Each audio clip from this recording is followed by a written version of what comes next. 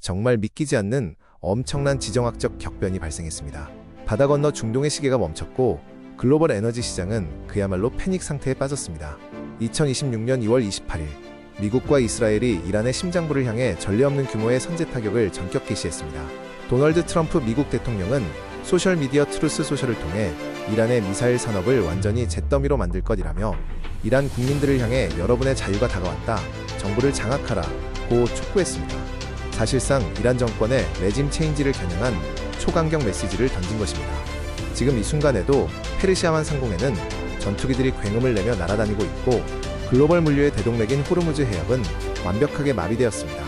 오늘 영상에서는 현재 중동에서 정확히 어떤 군사적 충돌이 벌어지고 있는지, 투입된 무기 체계는 무엇인지, 그리고 이 불길이 글로벌 경제와 우리 대한민국의 밥상물가, 나아가 K방산 주식시장에 어떤 나비 효과를 불러올지 철저하게 해부해보겠습니다. 영상 끝까지 채널 고정해주시기 바랍니다. 본격적으로 브리핑 시작하겠습니다. 이번 대규모 군사작전의 공식 명칭부터 짚고 넘어가겠습니다. 미국의 작전명은 에픽 퓨리, 장대한 분노. 이스라엘의 작전명은 포효하는 사자, 로링 라이언입니다. 단순한 경고성 공습이 아닙니다.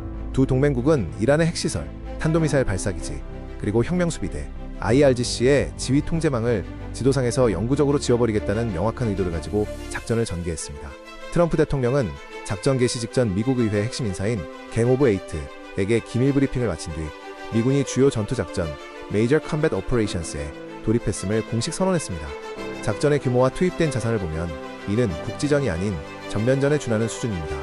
이스라엘 국방장관 이스라엘 카츠는 즉각 이스라엘 전역에 국가 비상사태를 선포하며 전 국민을 방공호로 대피시켰습니다. 역사는 2026년 2월 28일을 중동의 운명이 뒤바뀐 날로 기록하게 될 것입니다. 오늘 분석할 브리핑의 뼈대를 보여주는 슬라이드입니다. 크게 4가지 챕터로 나누어 상황을 입체적으로 조망하겠습니다. 핵심 요약, 2026년 2월 28일 사태의 실시간 피해 현황과 사상자 발생 규모, 및 이스라엘 선제 타격 계도, 에픽 퓨리 작전에 동원된 스텔스 및 전자전 자산, 그리고 타격의 전략적 목표. 3. 이란의 즉각적 보복 작전, 전방 방위 교리에 따라 미군 영내 기지를 겨냥한 이란의 진실의 약속 작전 실패. 4. 글로벌 즉각 파급 효과, 치솟는 국제 유가, 호르무즈 해협 마비, 그리고 한국 경제에 미치는 영향. 자, 그럼 지체 없이 가장 궁금해하실 현재 상황판으로 넘어가 보겠습니다. 현재 상황에 대한 핵심 요약입니다. 지금 중동 전역은 말 그대로 거대한 전술지도 위에 놓여 있습니다. 미국과 이스라엘의 타격 원점으로부터 테헤란, 이스파한, 카라지 등 이란 내 500여 개의 핵심 시설로 맹렬한 공습망이 펼쳐졌습니다. 이에 질세라 이란 역시 자국 영토에서 바레인의 미 해군 5 함대사령부, 카타르의 알 우데이드 기지, 쿠웨이트, 그리고 UAE 등 영내 미군 자산을 향해 붉은색 궤적을 그리며 탄도미사일 보복 타격을 쏘아 올리고 있습니다.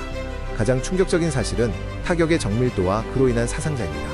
이스라엘군은 약 200대의 스텔스 전투기와 폭격기를 동원해 무려 500개 핵심 목표물에 수백 발의 정밀 타격을 가했습니다. 이 과정에서 이란의 국방장관 아미르 나시르자데와 혁명수비대 핵심 지휘관인 모하메드 파크푸르가 폭사한 것으로 파악되고 있습니다. 게다가 최고 지도자 알리 하메네이의 아들과 며느리 등 친인척이 사망했다는 첩보가 쏟아지고 있으며 하메네이 본인의 생사조차 불투명한 상황입니다. 이란 역시 전방방위 포워드 디펜스 전략을 즉각 가동했습니다. 본토 방어에 치중하던 과거와 달리 150기가 넘는 탄도미사일과 자폭 드론을 동원하여 중동 전역에 퍼져있는 친미 국가의 미군 기지를 맹폭하고 있습니다. 글로벌 경제의 즉각적인 발작도 무섭습니다. 작전 개시와 동시에 국제 유가의 벤치마크인 브렌트유 브렌트는 단숨에 배럴당 72.87달러를 돌파했고 호르무즈 해협에는 750척 이상의 상선이 오도 가도 못한 채 고립되며 사상 초유의 해운 물류 대란이 시작되었습니다. 그렇다면 도대체 어떤 무기체계가 동원되었기에 단 하루 만에 이란의 방공망이 완전히 유린당했을까요? 이번 에픽 퓨리 작전은 현대 공중전의 정수를 보여줍니다. 작전의 핵심은 미 공군의 EA-18G 그라울러, 전자전기와 이스라엘 공군의 F-35I 아디르 스텔스 전투기의 완벽한 협동이었습니다. 미군의 전자전기가 이란이 자랑하는 러시아제 S-300, S-400, 그리고 자체 개발한 바바르 -373방공 레이더망을 교란하고 마비, SEAD, DEAD 작전시키는 동안 이스라엘의 F-35 전투기들이 유유히 영공을 침투했습니다. 놀랍게도 미국의 MQ-9 리퍼 드론이 이란 남부 쉬라즈 대도시 상공을 아무런 방해 없이 대낮에 비행하는 모습이 포착되기도 했습니다.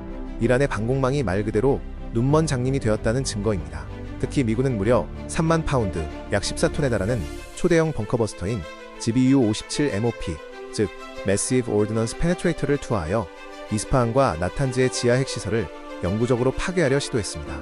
하지만 이처럼 압도적인 타격 이면에는 가슴 아픈 참사도 있었습니다.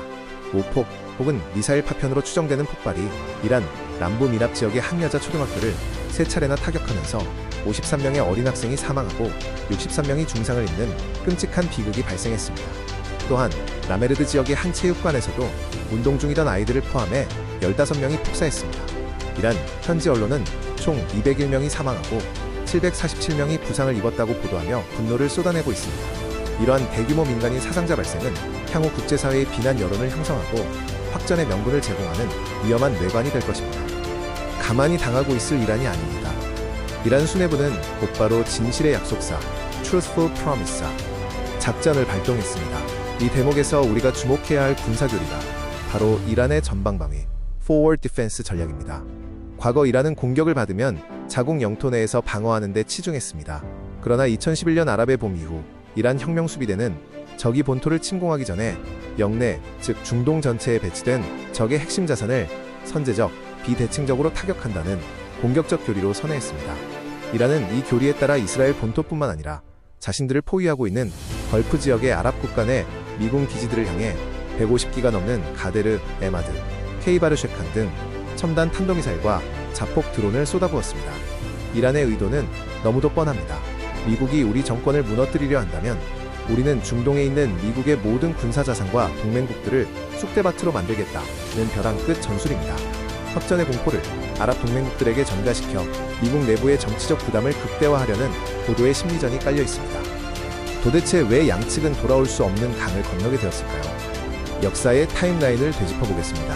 비극의 씨앗은 2018년 도널드 트럼프 행정부가 이란 핵합의 즉 JCPOA를 일방적으로 파기하고 최대 압박, 즉 Maximum Pressure, 경제 제재를 복원하면서 싹텄습니다.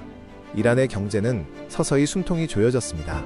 그리고 가장 결정적인 도화선이 된 사건이 바로 2025년 6월 13일에 발발했던 12일 전쟁입니다. 당시 이스라엘은 이란이 핵무기 제조, 무기화에 근접했다는 첩보를 입수하고 선제 공습을 가했습니다. 당시 작전명 라이징 라이온으로 이란의 핵화학자 14명이 암살당하고 방공망이 처참히 부서졌습니다. 뒤이어 미국도 이스파한과 나탄즈의 핵시설을 타격했죠. 12일간의 치열한 교전 끝에 6월 23일 간신히 휴전이 성립되었지만 이란 정권의 자존심은 짓밟혔습니다. 방어망이 뚫렸다는 충격과 극심한 인플레이션은 내부 폭동으로 이어졌습니다. 2026년 초 이란 전역에서 일어난 대규모 반정부 시위를 혁명수비대가 유혈 진압하면서 최소 7,000명에서 최대 3만 명의 시민이 목숨을 잃었습니다. 정당성이 바닥에 떨어진 이란 정권은 제네바에서 열린 마지막 핵협상마저 결렬시켰습니다. 트럼프 대통령의 우라늄 농축 0%라는 강경한 요구를 이란 외무장관 아바스 아라그치가 단호히 거부했기 때문입니다. 결국 외교의 창은 산산조각 났고 무기들이 다시 불을 뿜게 된 것입니다. 미국과 이스라엘은 왜 하필 2026년 2월 말을 공격의 D-Day로 선택했을까요? 바로 이란 정권이 겪고 있는 역대 최악의 내후 외환을 간파했기 때문입니다. 대내적 취약성, 붕괴 직전의 경제와 민심 이반, 미국의 가혹한 제재로 이란 리알화 가치는 휴지 조각이 되었고 생필품조차 구할 수 없는 초인플레이션이 덮쳤습니다. 앞서 말씀드린 대규모 소요 사태로 민심은 완전히 정권을 등졌습니다. 최고 지도자 하메네이는 시위 확산을 막기 위해 국가 인터넷망을 전면 차단하는 등 극단적인 통제에 나섰지만 트럼프 대통령은 이 틈을 타 대국민 비디오 메시지를 통해 정부를 장악하라며 내부 반란을 선동했습니다. 지휘부가 혼란에 빠진 지금이 레짐 체인지를 유도할 완벽한 타이밍이라고 판단한 것입니다. 대외적 취약성, 찢겨진 방어막과 사라진 방패막이. 군사적으로도 이란은 발가벗겨진 상태나 다름없습니다. 과거 이란의 가장 강력한 비대칭 무기는 하마스, 헤즈볼라, 후티 반군으로 이어지는 이른바 저항의 축, 즉 Axis of Resistance, 대리 세력들이었습니다. 그러나 2023년부터 이어진 이스라엘의 집요한 공격으로 헤즈볼라와 하마스의 수뇌부가 암살당하고 조직망이 붕괴되면서 이란의 방패막이가 사실상 사라졌습니다. 게다가 2025년 12일 전쟁으로 자국의 S-300 방공 레이더망마저 크게 훼손되어 절대적 방어불가 상태에 놓였습니다. 미이스라엘 연합군은 이 치명적인 약점을 정확히 파고들었습니다. 이제 경제 이야기로 넘어가 보겠습니다. 피 흘리는 전장은 중동이지만 그 충격파는 즉각 글로벌 경제, 특히 원유 시장을 강타하고 있습니다. 공습 직후 국제유가의 벤치마크인 브렌트유는 단숨에 배럴당 72.87달러로 마감하며 연초 대비 가파르게 급등했습니다. 블리클리 파이낸셜 그룹의 최고 투자 책임자 피터 부크바를 비롯한 월가의 에너지 분석가들은 현재 유가 수준에 이미 배럴당 6달러에서 8달러의 지정학적 전쟁 프리미엄이 반영된 것으로 진단하고 있습니다. 문제는 지금부터입니다. 만약 공급시설의 물리적 파괴나 단기적인 운송 차질이 확인되면 유가는 심리적 저항선인 80달러를 깨고 단숨에 100달러 선까지 도달할 수 있습니다. 가장 두려운 극단적 시나리오는 이란이 호르무즈 해협을 장기적으로 완전 봉쇄하는 경우입니다. 글로벌 원유 분석 기업 케이플러의 수석 애널리스트는 단 하루의 해협 봉쇄만으로도 유가는 배럴당 120달러에서 최고 150달러까지 수직 상승할 수 있다고 강력히 경고했습니다. 만약 유가가 150달러를 돌파한다면 간신히 잡혀가던 글로벌 인플레이션은 다시 걷잡을 수 없이 치솟을 것입니다. 특히 이란산 원유의 80%를 수입하는 중국 경제는 공장 가동이 멈출 위기에 처하게 되며 에너지 수입 의존도가 절대적인 한국 역시 수입 물가 폭등이라는 직격탄을 피할 수 없습니다. 그렇다면 글로벌 에너지 시장의 멱살을 쥐고 있는 호르무즈 해협의 현재 상태를 구체적으로 살펴보겠습니다. 오만과 이란 사이에 위치한 이 해협은 가장 좁은 폭이 33km, 실제 선박이 안전하게 오갈 수 있는 항로는 양방향으로 고작 3.2km에 불과한 좁은 바닷길입니다. 하지만 이 좁디 좁은 통로로 전세계 해상 원유 물동량의 약 20%와 액화천연가스 LNG의 33%가 통과합니다. 명실상부한 지구상에서 가장 중요한 전략적 급소, 즉 초크포인트입니다. 그런데 사태 발발 직후 이란 혁명수비대 IRGC는 통신망을 통해 어떠한 선박도 해협 통과를 불허한다는 사실상의 해협 봉쇄 경고 발신을 쏘아보냈습니다. 그 여파로 초대형 원유 운반선 450척을 포함해 총 750척 이상의 상선이 페르시아만 내외에 갇혀 완전히 고립된 상태입니다. 해운 업계는 말 그대로 공황 상태입니다. 선주들이 가입해야 하는 전쟁 위험 할증료, 즉 War Risk Premiums가 천정부지로 솟구치면서 아라비아만에서 극동 지역으로 향하는 초대형 유조선 운임은 단 며칠 만에 70% 가까이 폭등했습니다. 사우디아라비아나 UAE는 홍해나 오만만으로 우회하는 송유관을 가지고 있어 일부 물량을 대체할 수 있지만 지리적으로 해협 내부에 완전히 갇힌 쿠웨이트나 카타르는 수출길이 100% 막혀버리는 재앙을 맞이하게 됩니다. 만약 일반 상선들의 안전을 위해 아프리카 희망봉으로 수천 킬로미터를 우회해야 한다면 그 운송비의 폭등은 고스란히 전세계 소비자의 인플레이션으로 전가될 것입니다. 피를 흘리는 건 중동이지만 이 체스판을 내려다보며 계산기를 두드리는 강대국들, 바로 중국과 러시아의 셈법을 분석해보겠습니다. 중국의 딜레마. 중국은 이란 사태 앞에서 극심한 딜레마에 빠졌습니다. 중국 정부는 즉각 성명을 내고 군사행동 즉각 중단 및 영토 주권 존중을 촉구했습니다. 왜일까요? 중국은 세계 최대의 이란산 원유 수입국입니다. 중국의 하이브리드 자동차 전환이 아무리 빠르다고 해도 호르무즈 해협이 봉쇄되면 중국 내 공장 가동과 물류 시스템에 즉각적인 심정지가 올 수 있습니다. 따라서 중국은 이란과 끈끈한 관계를 유지하면서도 결코 이 사태가 장기적인 전면전으로 번져 유통망이 마비되는 것을 원치 않습니다. 철저히 자국 경제의 생존을 위해 평화 중재자 코스프레를 하고 있는 셈입니다. 반면 러시아는 이번 위기를 뒤에서 은밀하게 즐기고 있습니다. 공식적으로는 미 이스라엘의 공습을 도발되지 않은 무력 침략이라며 강하게 규탄하며 이란 편을 들었습니다. 그러나 서방 정보기관에 따르면 러시아는 이란과 무려 5억 유로, 약 8,400억 원 규모의 비밀 무기 거래를 체결한 것으로 드러났습니다. 러시아의 속셈은 자명합니다. 미국과 유럽의 막대한 무기 재고와 군사적 역량, 그리고 국제사회의 외교적 관심이 중동으로 쏠리게 되면 현재 교착 상태에 빠진 우크라이나 전선에서 러시아가 엄청난 반사이익을 얻을 수 있기 때문입니다. 중동의 불길이 커질수록 푸틴은 뒤에서 웃음 짓는 구조입니다. 위기의 불똥이 튀는 것을 막기 위해 중동 주변국과 유럽은 필사적인 방어선을 구축하고 있습니다. 이번 전쟁의 독특한 양상 중 하나는 과거 이스라엘과 아랍 국가의 대립 구도가 아니라 이란 대 친미 아랍 국가 플러스 이스라엘의 양상으로 흘러가고 있다는 점입니다. 사우디아라비아는 자국 수도 리야드와 동부 지역으로 날아든 이란의 공격을 노골적이고 비겁한 짓이라 규탄하며 방공망으로 요격해냈습니다. 특히 지리적으로 중간에 끼어있는 요르단은 자국 영공을 통과해 이스라엘로 날아가던 이란의 탄도미사일 13발을 직접 요격하며 자국의 주권이 유린당하는 것을 결코 좌시하지 않겠다는 강력한 의지를 보였습니다. 유럽연합 EU와 영국도 민감하게 반응하고 있습니다. 유럽은 이란을 향해 글로벌 안보의 명백한 위협이라며 비판의 날을 세우면서도 이스라엘의 행동이 선을 넘는 것에 대해서도 깊은 우려를 표했습니다. 영국 공군 소속 타이푼 전투기들은 요르단 및 이라크 상공 인근에서 이란의 미사일과 드론을 격추하는 방어작전에 즉각 투입되었습니다. 미국과 영국 등 국제사회는 이 분쟁이 주변국으로 들불처럼 번지는 지역 전면전, 리저널 에스컬레이션을 막고 외교적 협상 테이블을 복원하는 데 사활을 걸고 있습니다. 그렇다면 향후 이 전쟁은 어떤 결말을 맞이하게 될까요? 세 가지 핵심 시나리오를 점검해 보겠습니다. 첫 번째는 미국과 이스라엘이 내심 가장 간절히 바라는 최상의 시나리오, 레짐 체인지와 정권 교체 및 이란 체제의 붕괴입니다. 이 시나리오가 현실화되려면 매우 까다로운 조건들이 동시에 충족되어야 합니다. 미국의 정밀 폭격으로 이란 혁명수비대 IRGC의 핵심 지휘부가 완벽하게 소멸하고 하메네이를 비롯한 수뇌부가 국외로 망명하거나 통제력을 잃어야 합니다. 그리고 이 진공 상태를 틈타 지난 2026년 초에 7,000명 이상의 희생자를 냈던 이란 민중들의 거대한 반정부 소요 사태가 전국적으로 폭발하여 과도 정부를 수립하는 그림입니다. 하지만 국제 군사 및 정치 전문가들은 이 시나리오의 실현 가능성을 매우 낮게 평가합니다. 1979년 이슬람 혁명 이후 무려 47년 동안 이란의 정치, 경제, 종교, 군사를 거미줄처럼 장악해온 혁명수비대의 내부 통제망은 놀라울 정도로 견고합니다. 게다가 분노한 군중을 하나로 모아 새로운 국가 기틀을 다질 만한 강력한 정치적 구심점이 현 이란 반정부 세력 내부에는 존재하지 않습니다.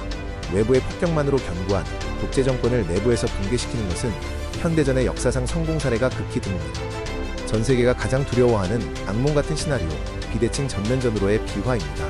이 시나리오는 미국의 맹폭으로 생존의 벼랑 끝에 몰린 이란 정권이 어차피 망할 거라면 다 같이 죽자며 모든 군사적 자원을 쏟아부어 결사항전을 택하는 경우입니다. 이란은 살아남은 탄도미사일과 예멘의 후티 반군 등 남은 대리 세력을 총동원하여 미군 기지, 이스라엘 도시, 그리고 사우디아라비아의 아람코 정유시설 등 민간 인프라를 향해 끝없는 소모전을 벌이게 됩니다. 특히 이란 해군이 소형 고속정과 기뢰를 동원해 호르무즈 해협을 완벽하게 틀어막는 장기봉쇄에 돌입한다면 그 파급력은 파멸적입니다. 원유 수출이 마비되면서 국제 유가는 단숨에 배럴당 $150를 훌쩍 뛰어넘게 되고 전 세계는 1970년대 오일 쇼크를 능가하는 하이퍼 인플레이션과 공급망 붕괴라는 가장 치명적인 경제 불황의 늪에 빠지게 될 것입니다. 전문가들이 꼽는 가장 유력한 결말, 바로 전술적 긴장 완화 및 현상 유지 시나리오입니다. 왜 이것이 가장 유력할까요? 양측 모두 겉으로는 으르렁거려도 내부적으로는 전면전을 감당할 정치적, 경제적 여력이 없기 때문입니다. 이를 군사 용어로는 상호 확전으로 인한 공멸, 즉 Mutually Assured Destruction에 대한 정치적 부담이 한계에 도달했다고 표현합니다. 이 시나리오의 결말은 묘합니다. 양측 모두 자국민들을 향해 우리가 승리했다는 프로파간다를 퍼뜨리며 출구 전략을 찾습니다. 미국과 이스라엘은 우리의 압도적인 스텔스 폭격으로 이란의 핵시설과 미사일 발사대를 성공적으로 무력화시켜 안보 위협을 제거했다 라고 선전하고, 이란은 비겁한 제국주의자들의 침략에 맞서 우리는 미군 영내 기지에 수백 발의 탄도미사일을 명중시키며 주권을 완벽하게 수호했다 라고 선전하는 전략입니다. 과거의 패턴이 이를 증명합니다. 2020년 미군의 솔레이마니 사령관 암살 때 이란이 미군 기지 공터에 미사일을 쏘고 종결했던 패턴, 그리고 작년 2025년 6월 12일 전쟁 직후 양측이 곧바로 휴전에 돌입했던 역사적 교전 패턴과 정확히 일치합니다. 서로 체면을 세울 수 있는 명분을 확보한 뒤 수면 아래에서 암묵적 휴전 상태로 돌입하는 기만적인 평화가 이번 사태의 종착지가 될 확률이 가장 높습니다. 결론을 내리겠습니다. 지금으로부터 향후 48시간에서 최대 이 주내의 움직임이 글로벌 시장과 중동 안보의 운명을 결정지을 것입니다. 구독자 여러분께서는 다음의 4가지 핵심 모니터링 변수를 반드시 주시하시기 바랍니다. 1. 에너지 측면에서 유가 저항선 돌파 여부. 브렌트유가 심리적 마지노선인 $85를 상향 돌파하는지 지켜보십시오. 만약 이란 혁명수비대가 호르무즈 해협의 통행을 물리적으로 차단하는 정황이 포착된다면 유가는 걷잡을 수 없이 폭등할 것입니다. 2. 지정학 측면에서 중국의 개입 수준. 관망 중인 세계 최대의 원유 수입국 중국이 침묵을 깨고 이란의 물질적 군사적 지원을 본격적으로 확대하거나 미국을 향한 경제 보복 조치를 현실화할지가 두 번째 관건입니다. 3. 군사적으로 이란의 타격 목표 변화. 현재 이란의 보복 타격은 미군 기지와 군사시설에 집중되어 있습니다. 하지만 타격 목표가 사우디아라비아의 정유시설, 담수화 설비, 두바이의 상업중심지 등 민간 인프라로 확대되는 순간 전면전의 도화선에 불이 붙게 됩니다. 4. 정치적인 측면에서 이란 내부 소요 사태. 트럼프 대통령의 시민봉기 촉구에 호응하여 이란 내부에서 대규모 반정부 시위가 다시 촉발될지, 그리고 지도부를 잃은 혁명수비대 IRGC가 이를 무력으로 통제할 수 있을지가 레짐 체인지 시나리오의 핵심입니다. 자, 이제 이 거대한 지정학적 쓰나미가 우리가 살고 있는 대한민국 한국 경제와 주식시장에 구체적으로 어떤 영향을 미치고 있는지 데이터와 통계를 기반으로 심층 분석해보겠습니다. 단순히 기름값이 오른다 수준을 넘어 대한민국의 거시경제와 특정 산업 섹터에 미치는 영향을 명확히 짚어드리겠습니다. 대한민국 경제의 태생적 취약점은 에너지를 100% 수입에 의존한다는 점입니다. 한국은 원유 수입의 약 90% 이상을 해외에 의존하며 그중 절대 다수인 약 80% 이상의 중동산 원유가 바로 이번에 봉쇄 위기에 처한 호르무즈 해협을 거쳐 국내로 들어옵니다. 더 심각한 문제는 원유뿐만 아니라 겨울철 난방과 산업발전의 핵심 원료인 액화천연가스, 즉 LNG입니다. 전 세계 LNG 물동량의 33%가 이 좁은 호르무즈 해협을 통과합니다. 이란이 고속정과 기뢰로 해협을 봉쇄하는 시나리오가 며칠만 지속되더라도 한국의 정유사들과 가스공사는 당장 재고 확보에 치명적인 타격을 입게 됩니다. 한국무역협회 동양분석실의 연구 데이터에 따르면 지정학적 리스크로 인해 국제유가가 10% 상승할 경우 우리나라의 수출 단가는 2.09% 오르지만 수입 단가는 그보다 높은 3.15%가 오르게 됩니다. 원자재 가격 상승으로 인해 국내 기업의 생산 원가는 즉각적으로 평균 0.38% 상승하며 특히 에너지를 많이 쓰는 제조업의 경우 0.68%까지 치솟아 기업들의 영업이익을 갉아먹게 됩니다. 최근 한국은행은 반도체 수출 호조를 이유로 2026년 한국의 실질 GDP 성장률 전망치를 기존 1.8%에서 2.0%로 상향 조정한 바 있습니다. 하지만 한국은행 역시 유가와 환율 움직임이 주요 리스크 요인이라고 명시했습니다.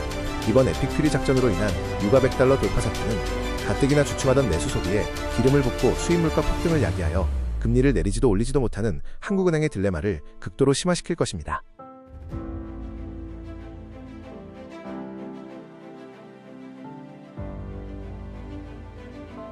그러나 경제가 언제나 한 방향으로만 무너지는 것은 아닙니다. 역설적이게도 글로벌 안보 위기가 최고조에 달하면서 대한민국 주식시장에서 K방산 섹터는 엄청난 호황과 수혜의 기회를 맞이하고 있습니다. 현재 글로벌 무기 시장은 수요가 공급을 득도적으로 초과하는 전형적인 공급자 우위 구조입니다. 우크라이나 전선이 끝나지 않은 상황에서 중동마저 제5차 중동전쟁의 화약고가 터지자 세계 각국, 특히 이란의 위협에 직접적으로 노출된 사우디아라비아, UAE 등 아랍 국가들은 앞다투어 국방비 예산을 쏟아붓고 있습니다. 미국과 유럽의 방산업체들은 자국 군대 무기 채우기와 우크라이나 지원만으로도 수주 잔고가 꽉 차서 수년치 납기 지연을 겪고 있습니다. 이때 빈틈을 파고든 것이 바로 엄청난 가성비와 압도적인 납품 속도, 그리고 실전 검증된 성능을 자랑하는 대한민국의 K방산입니다.